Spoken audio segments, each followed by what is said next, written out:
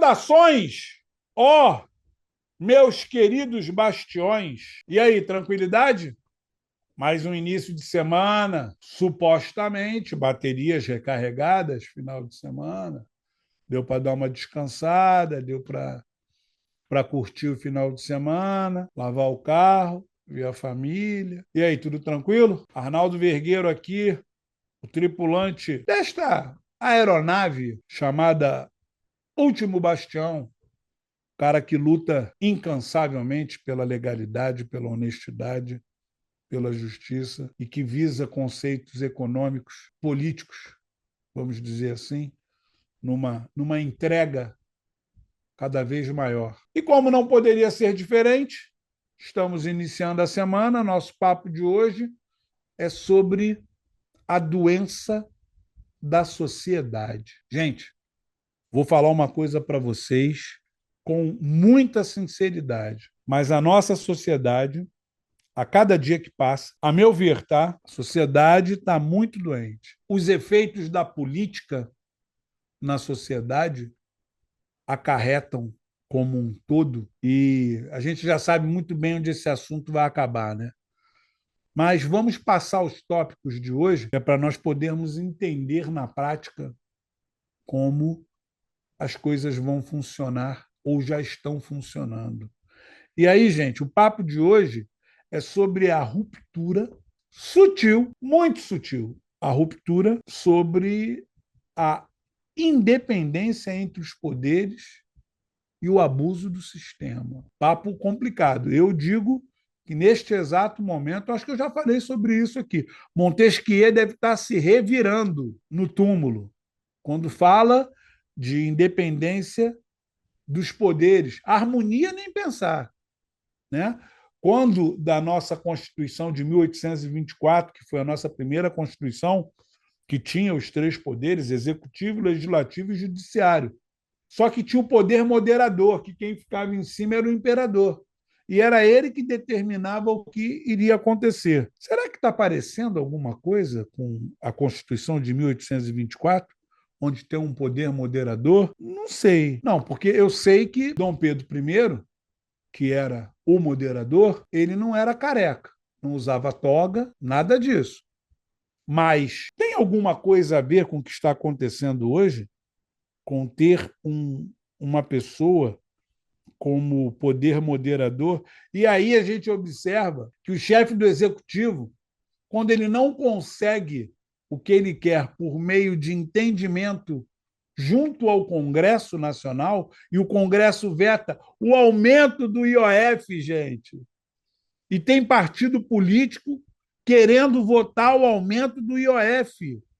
Pelo amor de Deus, é um tiro no pé, porque o cara não para pensar que daqui a um ano e pouco ele vai ter que pedir voto para esse eleitor. Como é que eu vou pedir voto para o eleitor se eu votei a favor do aumento do IOF? Pelo amor de Deus, é um tiro, não é um tiro no pé, não, é um tiro na cabeça. O deputado que apoiar esse tipo de projeto. E aí, o chefe do executivo não consegue a aprovação porque o Congresso vetou, e aí ele corre para o Supremo. E o Supremo vai falar da constitucionalidade ou inconstitucionalidade desse veto. Será que o Supremo não está aí meio como moderador disso, não? E caiu no colo de quem para votar isso? Ou vai cair no colo de quem? Tcharam! Pois é. Rapaziada, isso aí foi só uma degustação, tá? Vamos começar falando sobre o empurrão na Repórter essa semana. A gente para observar sobre o empurrão da Repórter, a gente para observar exatamente o quê? Ver a tensão nervosa que as pessoas se encontram até nos vossos respectivos trabalhos, nos vossos respectivos ofícios. O profissional chegar a ponto de agredir uma repórter. Veja bem, uma coisa que as pessoas não entendem isso na prática, aquilo foi uma agressão? Foi uma agressão. Aquilo foi um desrespeito? Foi um desrespeito. E aí você para observar o clima de impunidade para quem representa certos interesses. E aí, gente, nós começamos a analisar o reflexo, né, dessa hostilidade crescente em relação a essa imprensa crítica. E eles mesmos eles estão numa rota de colisão onde, em busca da lacração, eles próprios estão se agredindo. Eles mesmos estão se degladiando. E aí, quando eu falei, né, dei aquela degustação sobre o recurso da presidência, a gente observa o choque entre os poderes, o executivo se sobrepondo ao legislativo e querendo lançar mão da influência do judiciário para que ele possa alcançar aquilo que ele quer. Gente, é muito fora da curva. Mas, assim, muito fora da curva para o mal, não é para o bem, não. E aí, esse IOF que eles falam o tempo todo, não, isso só vai afetar os ricos, só vai afetar os ricos, só vai afetar os ricos, só vai afetar os ricos. Não, rico usa muito menos cartão de crédito do que nós. O IOF quer dizer Imposto sobre Operação Financeira. Onde tiver uma operação financeira, haverá o IOF. Cartão de crédito. Só vou falar isso. E aí, os menos afortunados, como todos nós, seremos os verdadeiros penalizados nessa brincadeira. É mais um momento em que eu falo: olha, esse Congresso, hein? Ano que vem vocês precisam da gente. E aí? Ninguém se manifesta. Gente, agora eu vou falar sobre uma coisa aqui que, para os leigos, a coisa aparece de uma forma. Mas quando a pessoa tem o conhecimento técnico, e é o que eu falo hoje, principalmente para o pessoal da mídia, precisariam ter mais conhecimento técnico. Há um tempo atrás, saiu uma matéria onde uma determinada repórter ela teria dito que a nossa ex-primeira-dama do governo federal ela teria sido uma. Ela quis chamar de garota de programa. E aí ingressaram com uma ação, e nessa ação tinha um pedido liminar para a retirada do vídeo das redes sociais. E aí o juiz negou. As pessoas desinformadas vão, nossa, mas o juiz negou. Sim, ele negou o pedido liminar. Porque aí nós precisamos entender o que é liminar. Liminar é uma coisa que é feita antes do julgamento do mérito. Então, o que foi pedido nesse processo? Eu quero que o senhor retire o vídeo antes do senhor julgar o mérito. E aí o juiz, ao meu ver, de forma liminar, não, porque o repórter tem direito à liberdade de expressão. Só que tem uma coisa, foi negado o pedido liminar. Lá no final, eu acredito que, se tratando de uma matéria pejorativa, tá? Isso é uma matéria pejorativa. O que vai acontecer? Esse pedido será atendido com o julgamento do mérito, lá no final. E essa repórter, naturalmente, ela vai ter que pagar indenização sobre essa situação toda. Isso aí, beleza. Mas o que nós temos que observar é que foi negado o pedido liminar, o julgamento antecipado dessa lide. Eu acho que o juiz, sem olhar o caso concreto com mais calma, ele está correto. Na questão do pedido liminar. Agora, que o pedido vai sair, vai. Que esse vídeo vai sair do ar, vai. Essa pessoa será condenada? Com certeza. Isso aí eu não tenho a menor sombra de dúvidas. E aí nós começamos a entender que o direito de resposta versus a suspensão da liberdade de imprensa começa a demonstrar uma aparente situação complicada, um aparente conflito. Mas, neste caso, eu não vejo, não. Eu vejo que o juiz está agindo de forma cautelosa. Ele está indo certo. Mas daqui a pouco, não tenha dúvida, não tenhamos dúvida, nobres bastiões, que as cortes superiores vão se manifestar sobre o caso concreto. E aí, gente, entrando numa situação parecida, e aí a gente observa esse embate que a sociedade barra imprensa, barra mídia, nós estamos vivendo uma situação muito complicada. E aí nós temos o caso da filha do grande empresário Roberto Justus, que apareceu com uma bolsa ali de R$ 14.000, e a bolsa não foi nem comprada, parece que foi presente. E aí, um professor universitário, gente, um professor universitário e uma psicanalista, eles vêm a público e se comportam com um discurso de ódio completamente descabido, desejando o de pior para uma criança. Olha que padrão. Lembra que há dias atrás nós falamos da moça lá em Salvador, no shopping, que se sentiu discriminada por uma criança de 4 anos? Se uma criança de 4 anos hoje olha para mim e diz assim, ó, o senhor é feio, eu vou olhar para a criança e vou dizer, parabéns, você enxerga muito bem, porque eu sou muito feio. 5 minutos depois, eu vou chegar para o pai e vou dizer, ó, ela me chamou de feio. Então ela merece, por ela ser sincera e enxergar bem, ela merece um sorvete, ela merece um saco de pipoca. Criticar uma criança que tem 4 anos de idade, e agora a mesma coisa em relação à filha dos Justus, um cara que tem estudo, uma moça que tem estudo. Cara, isso é no mínimo inacreditável. Essa lavagem cerebral que é feita com as pessoas. E aí tem um problema. O Roberto Justus, vou fazer até um trocadilho, de forma muito justas, certamente vai ingressar com ação judicial. E aí todo mundo correu para gravar, para fazer post, para gravar ali um vídeo em resposta dizendo que não era nada daquilo. Parabéns. Então, já que vocês fizeram questão de escrever uma nota se desculpando, vocês vão ter oportunidade de fazer isso lá no Poder Judiciário. O que eu acho interessante é o seguinte: tem uma deputada aqui do Rio de Janeiro que tirou fotos com uma bolsa de 20 e poucos mil reais.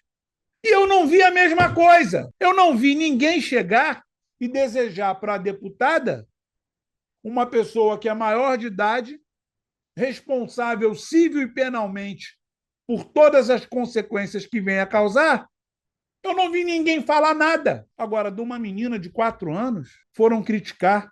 Da filha dos Justus, que é outra criança, foram criticar. Gente, pelo amor de Deus, parem de se expor por coisas fúteis. É isso que as pessoas não entendem. Isso é mais uma cortina de fumaça. Enquanto isso, o escândalo do INSS persiste.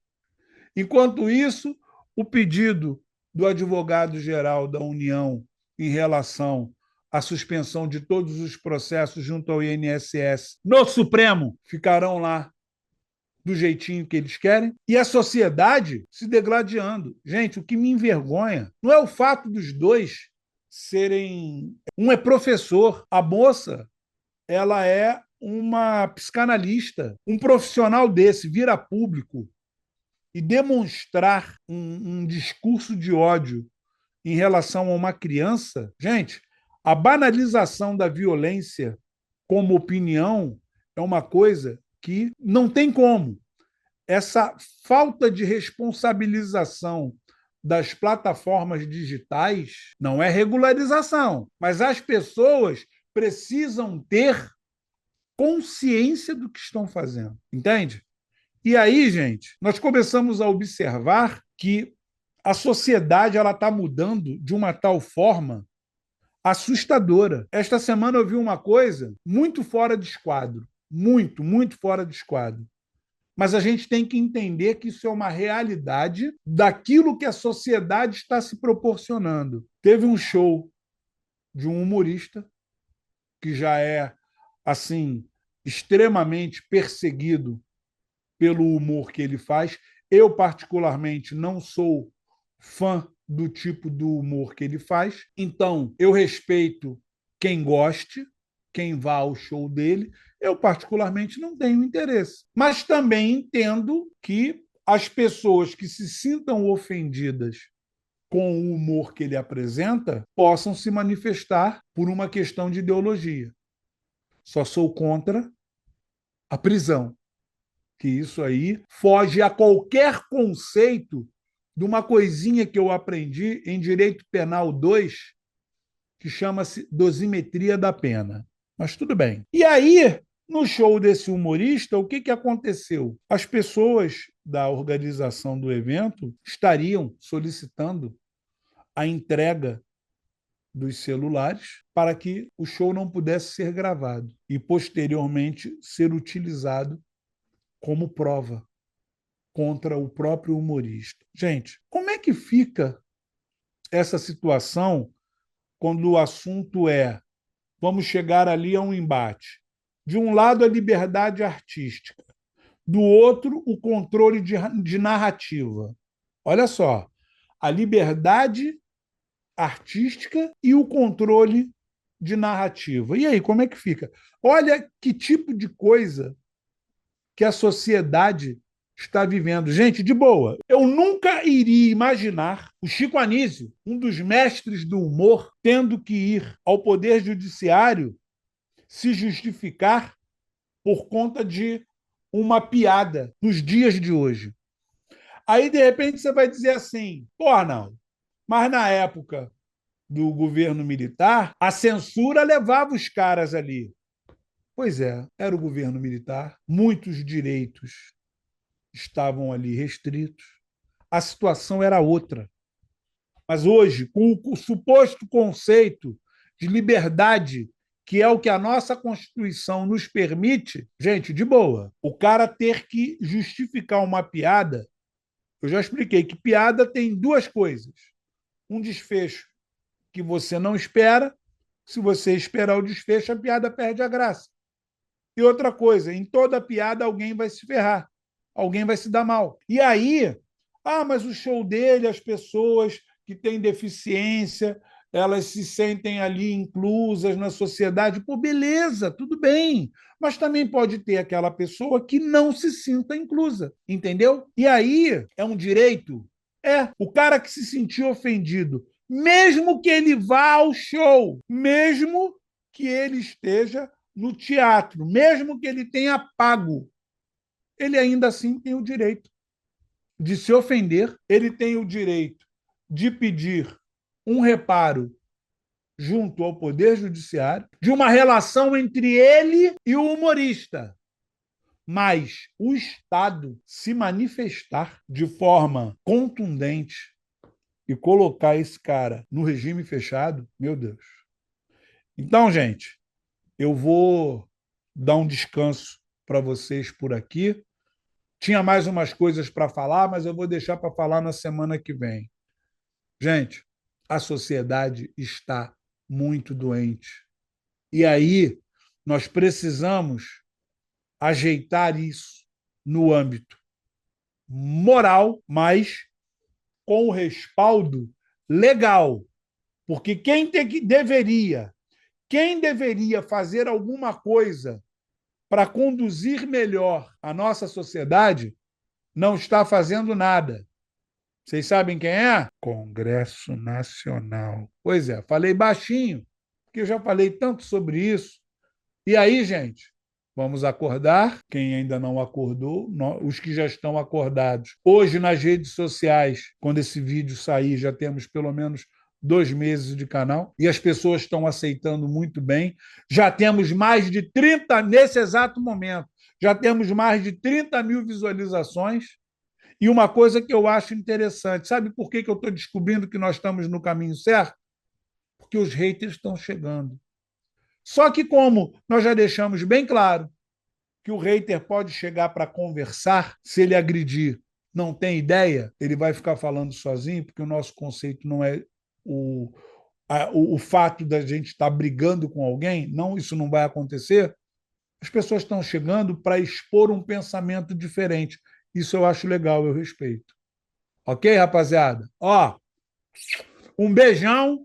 Amanhã, terça-feira, o papo é muito simples. É algo que quase não tem endividamento. Ok? Gente, um beijão. Outro beijão. Tchau, até amanhã, hein?